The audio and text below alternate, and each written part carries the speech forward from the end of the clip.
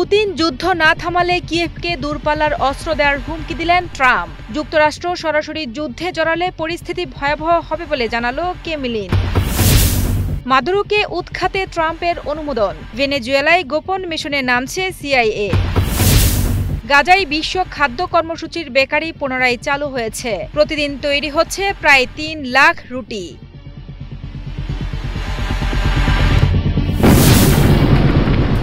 Russia যদি ইউক্রেনে যুদ্ধ না থামায় তবে যুক্তরাষ্ট্র কিয়েভকে দূরপাল্লার শক্তিশালী টমাহক ক্ষেপণাস্ত্র সরবরাহ করতে পারে, এমন হুঁশিয়ারি দিয়েছেন মার্কিন প্রেসিডেন্ট ডোনাল্ড ট্রাম্প। এই ক্ষেপণাস্ত্রগুলো অনেক দূর থেকে নির্ভুলভাবে লক্ষ্যবস্তুতে আঘাত হানতে পারে। অনেকটাই চালকবিহীন বিমানের মতো কাজ করে এগুলো, যা শত শত মাইল দূরের নির্দিষ্ট লক্ষ্যবস্তুকে ধ্বংস করতে সক্ষম। 12 অক্টোবর রবিবার ইসরায়েল যাওয়ার পথে এয়ারফোর্স 1 বিমানে বসে সাংবাদিকদের কাছে তিনি এই পরিকল্পনার কথা জানান। প্রেসিডেন্ট ট্রাম্প জানিয়েছেন, ইউক্রেনের প্রেসিডেন্ট ভলোদিমির জেলেনস্কির সঙ্গে তার ফোনে কথা হয়েছে। শনিবার ও রবিবার 2 দফায় কথা বলার সময় প্রেসিডেন্ট জেলেনস্কি যুক্তরাষ্ট্রের কাছে টমাহক সহ অন্যান্য শক্তিশালী অস্ত্রের জন্য অনুরোধ করেন। সেই অনুরোধের জবাবেই প্রেসিডেন্ট ট্রাম্প এই ক্ষেপণাস্ত্র দেওয়ার কথা বিবেচনা করছেন বলে জানান।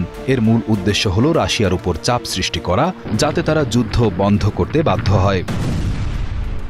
এই হুমকির প্রতিক্রিয়ায় 13 অক্টোবর সোমবার রাশিয়ার প্রেসিডেন্টের কার্যালয় ক্রেমলিনের মুখপাত্র দিমিত্রি পেসকভ জানিয়েছেন, যদি যুক্তরাষ্ট্র ইউক্রেনকে এ ধরনের অস্ত্র সরবরাহ করে তবে এটি সংঘাতকে আরও জটিল করে তুলবে। তিনি পুনর্ব্যক্ত করেন যে এই ধরনের অস্ত্র ব্যবহার করার অর্থ হবে যুক্তরাষ্ট্র সরাসরি এই যুদ্ধে অংশ নিচ্ছে। এই পরিস্থিতি আরও ভয়াবহ রূপ নিতে পারে বলে মনে করছেন বিশ্লেষকরা। এখন পুরো বিশ্ব তাকিয়ে আছে রাশিয়ার প্রেসিডেন্ট ভ্লাদিমির পুতিনের দিকে।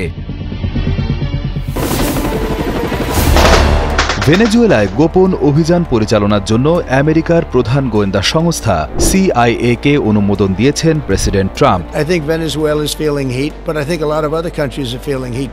তবে সিআইএ কে প্রেসিডেন্ট মাদুরোকে উৎখাত করার কোনো অনুমতি দেওয়া হয়েছে কিনা এমন একটি সরাসরি প্রশ্নের উত্তর দিতে অস্বীকৃতি জানান ট্রাম্প। তার এই নীরবতা যুক্তরাষ্ট্র ও ভেনেজুয়েলার মধ্যকার উত্তেজনাকে আরও বাড়িয়ে দিয়েছে।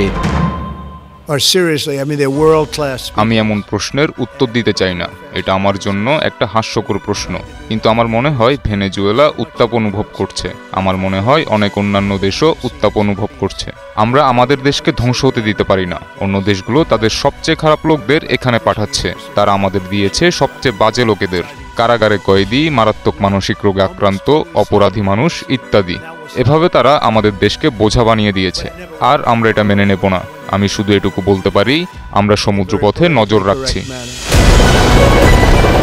প্রেসিডেন্ট ট্রাম্প এই অভিযানের অনুমোদনের পেছনে 2টি প্রধান কারণ উল্লেখ করেছেন। প্রথমত, তিনি দাবি করেন যে ভেনেজুয়েলা ইচ্ছাকৃতভাবে তাদের কারাগার ও মানসিক স্বাস্থ্য কেন্দ্র থেকে বন্দীদের মুক্তি দিচ্ছে এবং তারা সীমান্ত পেরিয়ে যুক্তরাষ্ট্রে প্রবেশ করছে।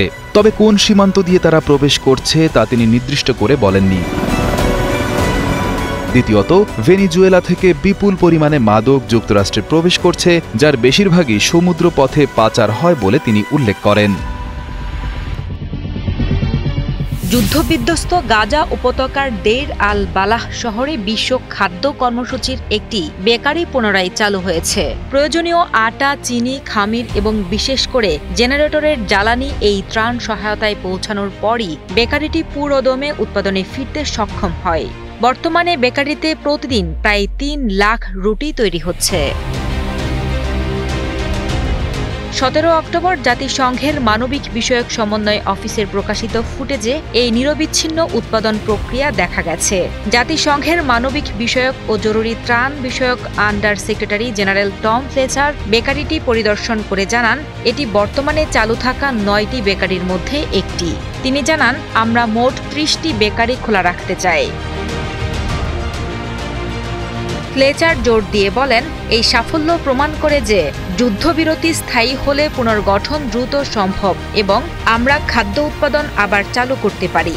এই বেকারিগুলো খুলে দিয়ে আমরা প্রতিদিন সেখানে 10 লাখ খাবার সরবরাহ করতে চাই এবং আমরা তা করার পথে এগিয়ে যাচ্ছি। তবে দের আল বালার এই ইতিবাচক চিত্রের বিপরীতে উত্তর গাজার পরিস্থিতি এখনও ভয়াবহ। জাতিসংঘ গত 17 অক্টোবর জানান, যুদ্ধে ক্ষতিগ্রস্ত রাস্তাঘাট এবং গুরুত্বপূর্ণ রুটগুলো ক্রমাগত বন্ধ থাকার কারণে তাদের ত্রাণবাহী কনভয়গুলো উত্তর গাজার দুর্ভিক্ষ পীড়িত এলাকায় পৌঁছাতে মারাত্মক বাধার সম্মুখীন হচ্ছে। মার্কিন মধ্যস্থতায় 2 বছরের ভয়াবহ যুদ্ধ বন্ধ হওয়ার পর থেকে গাজা উপত্যকায় প্রতিদিন গড়ে প্রায় 560 মেট্রিক টন খাদ্য প্রবেশ করেছে।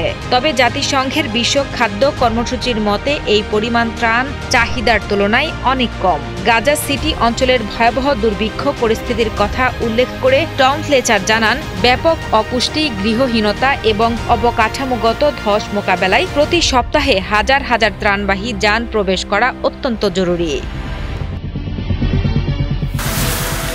ভয়ঙ্কর শিলাবৃষ্টির তাণ্ডব দেখল বলিভিয়ার এক শহর। এই শিলাবৃষ্টি এতটাই প্রবল ছিল যে রাস্তা ঢেকে যায় কয়েক ইঞ্চি পুরু বরফের আস্তরণে। সমুদ্রপৃষ্ঠ থেকে প্রায় 2 কিলোমিটার উচ্চতায় অবস্থিত এই শহরটির বাসিন্দারা এমন তীব্র শিলাপাত আর কখনো দেখেননি বলে জানিয়েছেন। মাত্র 30 মিনিটেই এই ঝড়ে দক্ষিণ বলিভিয়ার তারিহা শহরের রাস্তাগুলো জলমগ্ন হয়ে পড়ে এবং ফুটপাতে বরফের স্তূপ তৈরি হয়। এমনকি কিছু হোটেলের ঘরের ভেতরেও শিলা বা বরফের টুকরোগুলো প্রবেশ করে।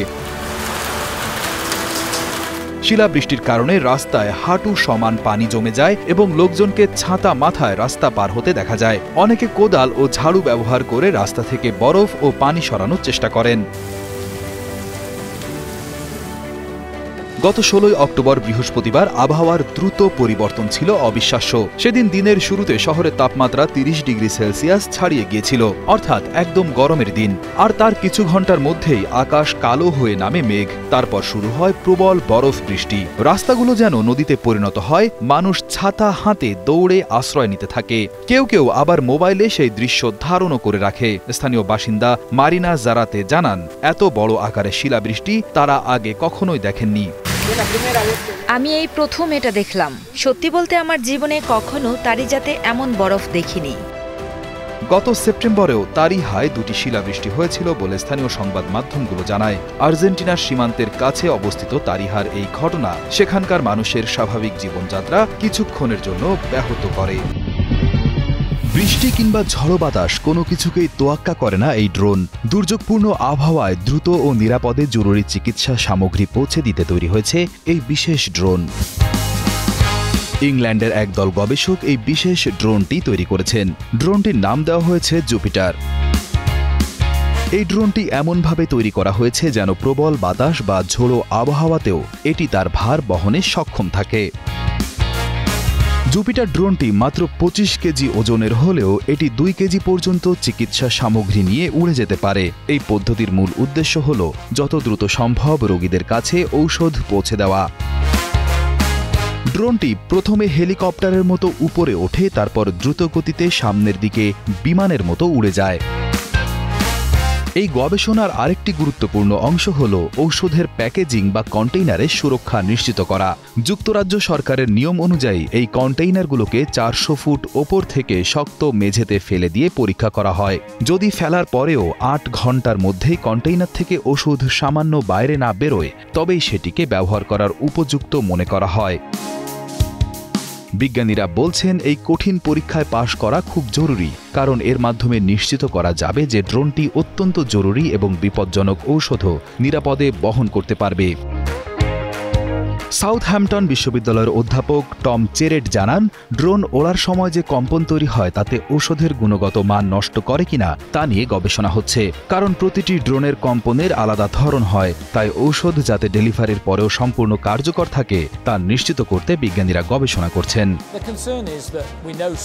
উদ্বেগের বিষয় হলো আমরা জানি যে নির্দিষ্ট পদার্থ, রক্তকণিকা ইত্যাদি কম্পনের ফলে ক্ষতিগ্রস্ত হতে পারে। একইভাবে মনোক্লোনাল অ্যান্টিবডি, কেমোথেরাপি চিকিৎসার জন্য ঔষধ, এগুলিও কম্পনের ফলে ক্ষতিগ্রস্ত হতে পারে। তাদের গুণমান একই হবে না। তাই আমরা বোঝার চেষ্টা করছি। প্রতিটি ড্রোনের একটি আলাদা কম্পন থাকে, তাই আমাদের এটি জানা দরকার। এই গবেষণা দল মনে করেন জরুরি ঔষধ ও চিকিৎসা সামগ্রী দ্রুত পৌঁছে দিতে এবং অপচয় কমাতে ড্রোন এক বিশাল পরিবর্তন আনতে পারে। তবে আকাশে অন্যান্য বিমান বা হেলিকপ্টারের সঙ্গে একই জায়গায় ড্রোন যাতে নিরাপদে উড়তে পারে, তার জন্য সরকারি অনুমোদন বা নিয়মনীতি তৈরি হওয়া প্রয়োজন।